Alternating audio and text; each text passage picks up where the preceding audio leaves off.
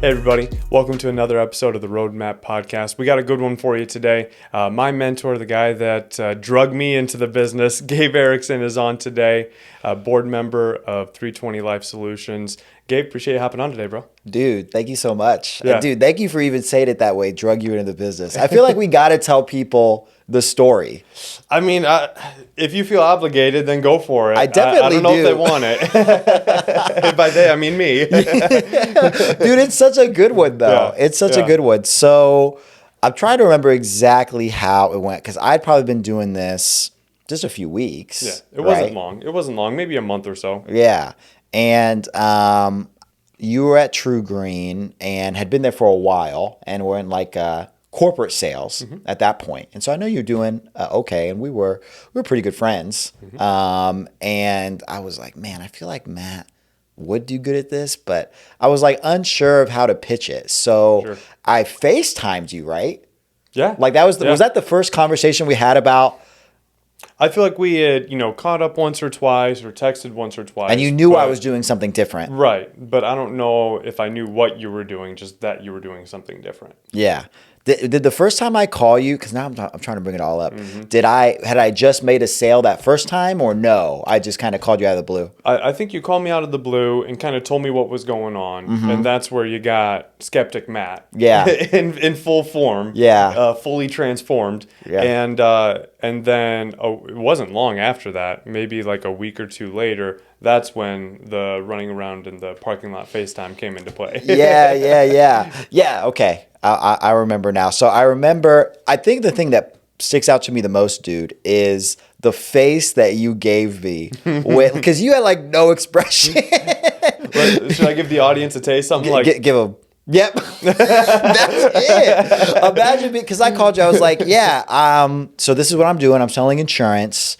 I'm buying these leads. I think I told you how much I'd spent, how much I made. I can't remember if I told you, or if I feel like I probably sent you some screenshots of just like my deposits, so you knew like kind of what I was talking about. And I was like, yeah, dude. I was like, this is how the conversation goes. I think you could do it. And you were like, okay, well, I think you were like, send me some info and I'll take a look. Yeah. And I think I sent you like one or two videos. A couple of interviews. I remember watching those and being like, man, what in the world is going on over here? And I think, did I send you the Glassdoor? I remember I used to send that to people, like the Glassdoor review or whatever. Think I saw it. I don't remember if I looked it up or you sent it. But yeah, definitely due diligence. And it's hard to poke holes in something when there's no smoke or mirrors, isn't it? Yeah. Like it's such an easy opportunity to pitch. And I know my struggle has been, and you were obviously way better at it than I have, but just getting the opportunity out there. And this isn't even what we're going to spend most of our time talking about, but I feel like it's so powerful because so many people at the beginning of this business, they feel inadequate or like they haven't arrived yet in the business, or they just don't know how to present it. There's really not a wrong way to present it. Yeah. Because you don't have to make stuff up. It's just, hey, here's what I do. Yeah. You might be interested. And I love, honestly, the point that you just made there, feeling like you're not ready yet or inadequate. I just had a new agent in for training yesterday, and she's actually had some phenomenal last couple of weeks. I think she's been doing this for about a month, and the last 2 weeks she's been able to help 5 families both times. Wow. And for 5 1 week, 6 the next week. And we came in and we were just doing some role play. We were explaining some more about the products and talking about how to explain it to the clients. And she was like, I am so bad. Because she even looked at me. She's like, I'm bad, right? And I'm like, you're pretty rough. I was like, but you weren't going to sugarcoat it. but here's the thing. I was like, but you should be encouraged by that, because look at the success you've had, and you're still just getting started. And that's how I felt. Because like, dude, my second week, I was able to help. I think it was 7 families, and I was like, I really don't even know what I'm talking about yet. The whole time I was sitting with a client, I was calling my upline, my manager, to get help and explain it, because I was like, hey guys, I'm new. I want to make sure I'm giving you the right info. Let me make sure I'm giving you everything. And a couple of times I think I even put him on speaker. And I was like, if I'm doing this now, what is it going to be like in a year and like 2 years? And I mean, like here we are. Yeah. So I think for people that are thinking about, and we just had another agent reach out to me. She's been doing great, helped I think 11 families last week. And she's I'm getting like 5 of my friends together to tell them about it from college because she got her business degree and she's like, I want to talk to these guys about this. She's like, I feel exactly what you said, inadequate. So we had very similar talk. And I was like, dude, just tell them your experience. Yeah. Tell them what it's been like for you. Don't sugarcoat. Don't lie about anything. Tell them when you dialed for 8 hours and you didn't get anything accomplished and you felt awful. Tell them. Yeah. And it really just speaks for itself. Yeah, 100%. And I feel like that's something that people miss or don't understand the confidence that they have in it. Because that's what I was worried about is, I got to sell it in just the right way. And other companies or other industries are going to have trainings just on that. Here's how to sell our opportunity to people, and here's the best way to do it. It's like, no, the best way is to be genuine. Yeah. Just like when you're dealing with clients, there's better ways or worse ways, but if you're just genuine about it and you want to help someone out with an opportunity that'll put them in a better position, that's all it boils down to. And last thing I'll say on it is just, I love what you said too, is just when there's no smoke and mirrors, the simplicity of it. Because I mean, how many people, an insurance opportunity is what they really mean. Okay, this is an MLM. Yeah.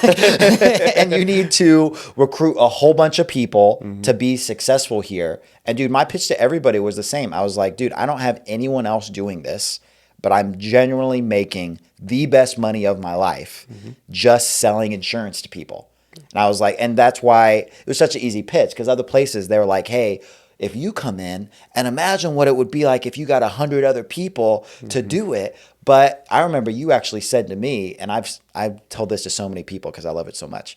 You said, and you might remember the exact words better, but you're like, Gabe, I don't want my family to know that I sell insurance. I don't want my friends to know. I was like, but if I could come in and do what you're doing, and make a good living, like make 2-3 times what I'm making now, doing this, like that would make me really happy. Can I do that? Or am I going to be like forced to recruit? And I was like, dude, you never have to recruit a soul, but obviously later you saw the value of it. But yeah, I mean, I think your first 6 months, and I think it's okay for us to say this, your first 6 months in this business, you had made more than you had any year previous. Yeah.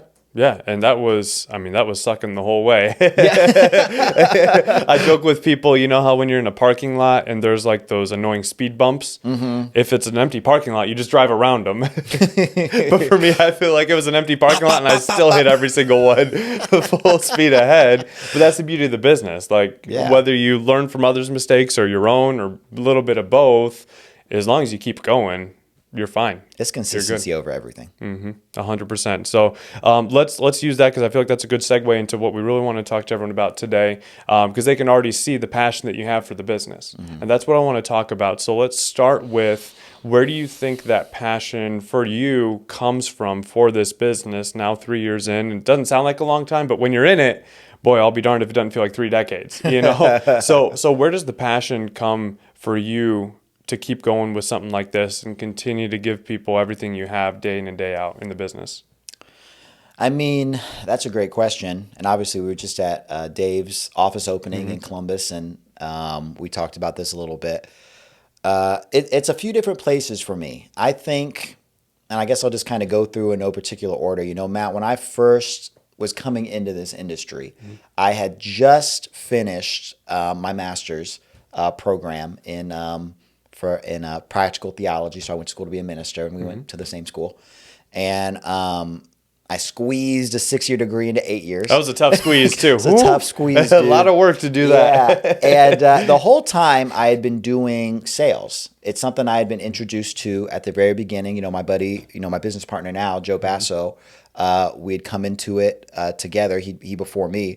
And I did that my entire career, and I loved the idea the entire time, because obviously I was a full-time student, and the school we went to, we also had a full-time ministry on the weekends. So basically Saturday morning to like early Monday morning, be like 1 or 2 o'clock in the morning, I'd be in this ministry, and then I also had a full-time job while I was completing 18 credits. Yeah, or trying to in my case. Sleep was definitely a luxury during those times, dude. When the most sleep you get is Saturday night, when you get back at like 8 or 9 and you had to wake up at 4 o'clock the next morning to like get a bus ready, and that's your biggest night of sleep, there's a problem. That was my biggest night of sleep for a long time.